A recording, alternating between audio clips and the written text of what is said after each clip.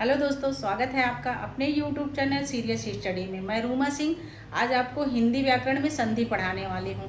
बहुत दिन बाद आपके सामने एक न्यू वीडियो आ रहा है मेरा, ये संधि। देखिए, सबसे पहले तो हमें जानना है कि संधि क्या होती है। ठीक है, संधि वो होती है जो क्या होती है, किसी चीज से जुड़ती है या जोड़ना होता है। ठीक है, मिलना या जोड़ना। संधि का अर्थ क्या होता है? संधि का अर्थ होता है जुड़ना या मिलना होता है।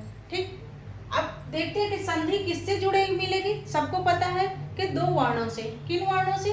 चाहे स्वर हो चाहे व्यंजन हो, उनके दो वर्णों से मिल करके संधि में जो विकार या परिवर्तन उत्पन्न होता है उसे संधि कहते हैं। ठीक है, अब हम देखते हैं, क्या देखते हैं कि ये है हमारी परिभाषा। संधि की परिभाषा क्या होती है? ठीक, तो किन्हीं दो वर्णों, किनके वर्णों के आपस में मिलने से जो विकार या परिवर्तन उत्पन्न होता है उसे संधि कहते हैं।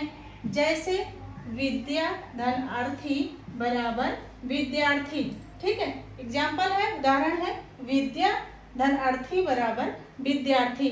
अब जैसे कि मैंने बताया कि संधि क्या होती है, किसी दो वर्णों के मिलने से संधि हमारी बनती है। ठीक, तो पहला वर्ण हमारा क्या हो गया? पहला वर्ण हो गया बड़ा आ और दूसरा वर्ण क्या हो गया? छोटा। अब परिवर्तित रूप इसका हो गया बड़ा आ। तो क्या हो गया? विद्या धन अर्थी बराबर विद्यार्थी। उसी तरह दूसरा शब्द लेंगे, हिम धन आलय बराबर हिमालय। संधि के प्रकार कौन कौन से होते हैं ये समझते हैं। संधि के कितने प्रकार होते हैं? तो मुख्य रूप से संधि के 3 प्रकार होते हैं। कौन कौन से होते हैं? स्वर संधि होती है, व्यंजन संधि होती है और विसर्ग संधि होती है। कौन कौन सी होती है? स्वर संधि, व्यंजन संधि और विसर्ग संधि।